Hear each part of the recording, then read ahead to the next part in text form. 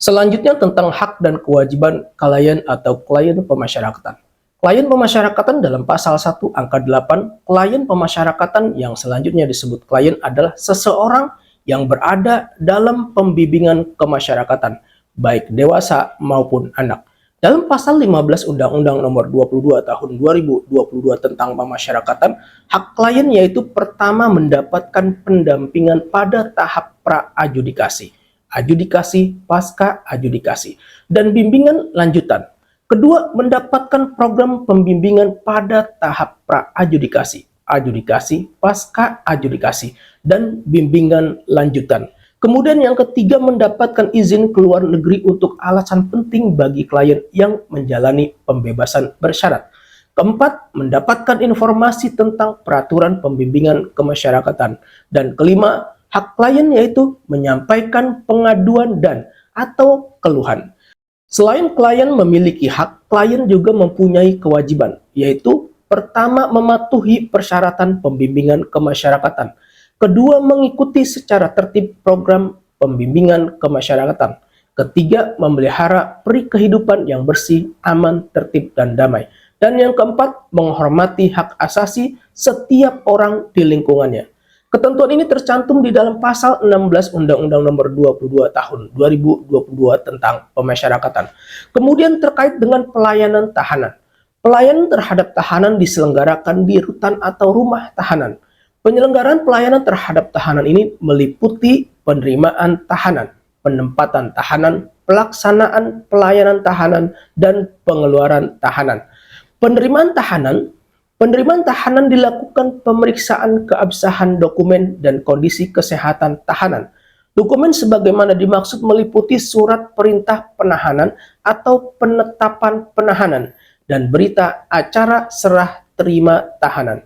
Penyelenggaraan pelayanan terhadap tahanan berupa penempatan tahanan dikelompokkan berdasarkan usia dan jenis kelamin, atau alasan lain sesuai dengan asesmen resiko dan kebutuhan yang dilakukan oleh asesor pemasyarakatan.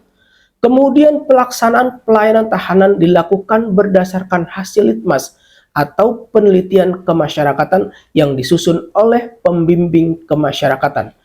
Penelitian kemasyarakatan adalah kegiatan pengumpulan, pengolahan, analisis, dan penyajian data yang dilakukan secara sistematis dan objektif untuk kepentingan pelayanan tahanan atau anak, pembinaan narapidana atau anak binaan, dan pembimbingan kemasyarakatan klien, serta sebagai dasar pertimbangan penyidik, penuntut umum, dan hakim dalam penyelesaian perkara. Pembimbing kemasyarakatan adalah petugas pemasyarakatan yang melaksanakan litmas, pendampingan, pembimbingan, dan pengawasan terhadap klien, baik di dalam maupun di luar proses peradilan pidana. Kemudian pengeluaran tahanan. Pengeluaran tahanan terdiri atas pengeluaran tetap, pengeluaran sementara, dan pengeluaran demi hukum. Pengeluaran tetap dilakukan karena proses peradilan telah selesai atau tahanan meninggal dunia. Pengeluaran sementara dilakukan dalam hal permintaan instansi yang menahan dan kondisi darurat.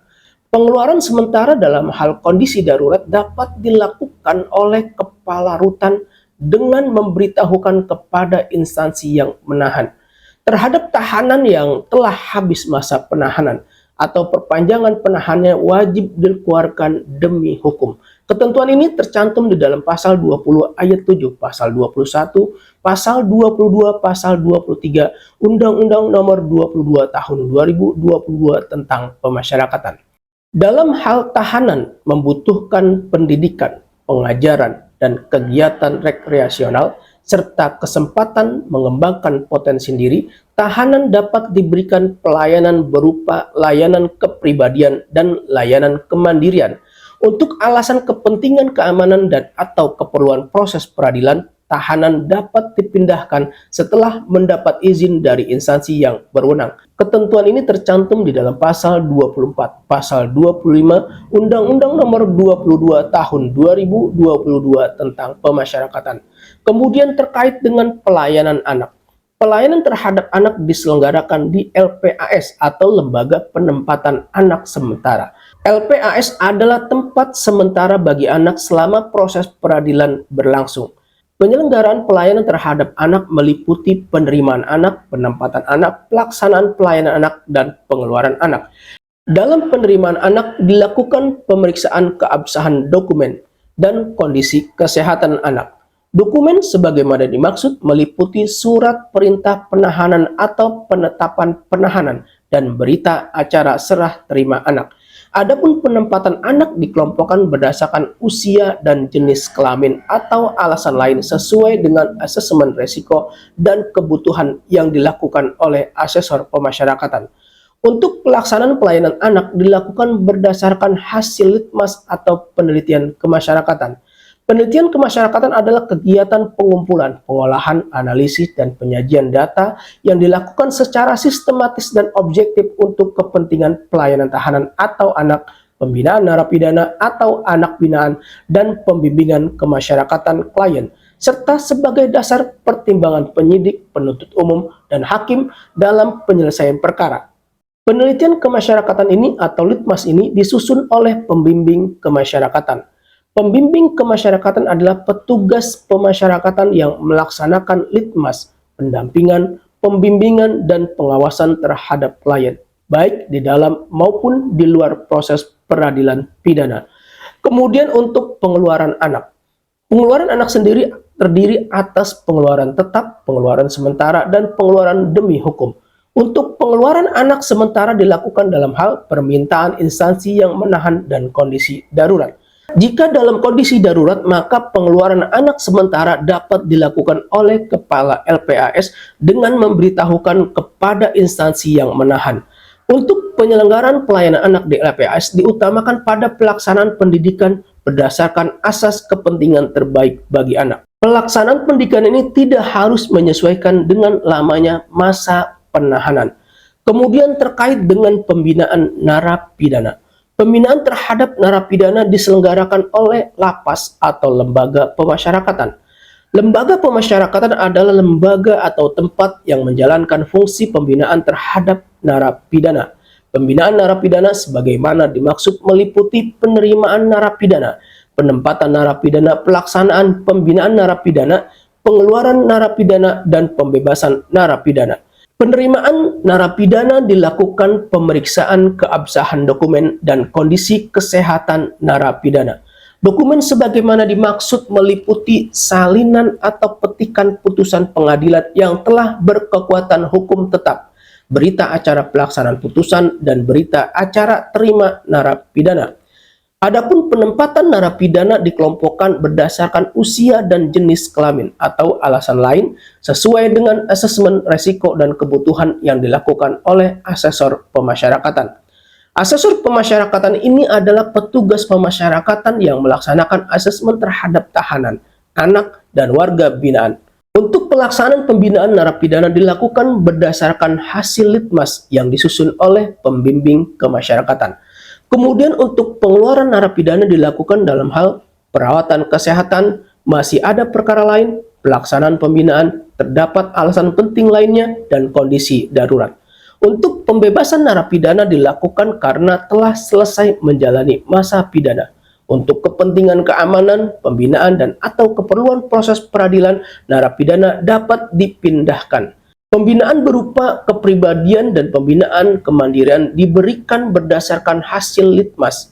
Pembinaan dalam bentuk pembinaan kemandirian dapat ditingkatkan menjadi kegiatan menghasilkan barang dan jasa yang memiliki manfaat dan nilai tambah, dan kemudian hasil pembinaan ini menjadi sumber penerimaan negara bukan pajak. Dalam hal narapidana terlibat perkara lain sebagai tersangka atau saksi, penyidikan dilakukan di lapas tempat narapidana yang bersangkutan menjalani pidana. Penyidikan sebagaimana dimaksud dilaksanakan setelah penyidik menyerahkan surat izin melaksanakan penyidikan kepada kepala lapas. Jika penyidikan tersebut tidak dapat dilakukan di lapas, penyidikan dapat dilakukan di luar lapas setelah mendapat surat izin dari kepala lapas. Pengeluaran narapidana untuk dilakukan penyidikan di luar lapas dapat dilakukan paling lama 24 jam terhitung sejak dibawa keluar lapas kecuali ditentukan lain oleh undang-undang. Dalam keadaan tertentu, kepala lapas dapat menolak pelaksanaan penyidikan di lapas. Untuk keperluan penuntutan dan pemeriksaan di sidang pengadilan, narapidana dapat dikeluarkan setelah mendapat surat izin dari kepala lapas. Dalam hal penuntutan dan pemeriksaan di sidang pengadilan dilakukan di luar wilayah tempat narapidana menjalankan pidana, narapidana dapat dititipkan ke lapas terdekat dengan tempat penuntutan dan pemeriksaan di sidang pengadilan. Kemudian pembinaan anak binaan. Pembinaan terhadap anak binaan diselenggarakan oleh LPKA. LPK atau Lembaga Pembinaan Khusus Anak adalah lembaga atau tempat anak binaan menjalani masa pidananya. Penyelenggaraan pembinaan terhadap anak binaan meliputi penerimaan anak binaan, penempatan anak binaan, pelaksanaan pembimbingan anak binaan, pengeluaran anak binaan, dan pembebasan anak binaan. Penerimaan anak binaan dilakukan pemeriksaan keabsahan dokumen dan kondisi kesehatan anak binaan. Dokumen sebagaimana dimaksud meliputi salinan atau petikan putusan pengadilan yang telah berkekuatan hukum tetap, berita acara pelaksanaan putusan, dan berita acara serah terima anak binaan. Sedangkan penempatan anak binaan dikelompokkan berdasarkan usia dan jenis kelamin atau alasan lain sesuai dengan asesmen resiko dan kebutuhan yang dilakukan oleh asesor pemasyarakatan. Untuk pelaksanaan pembinaan anak binaan dilaksanakan berdasarkan hasil litmas yang disusun oleh pembimbing kemasyarakatan. Pengeluaran anak binaan dilakukan dalam hal perawatan kesehatan.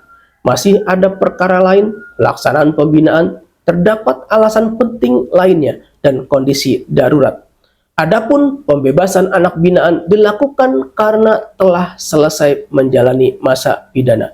Kemudian berdasarkan hasil litmas, anak binaan diberikan pembinaan berupa pendidikan, pembinaan kepribadian, dan pembinaan kemandirian.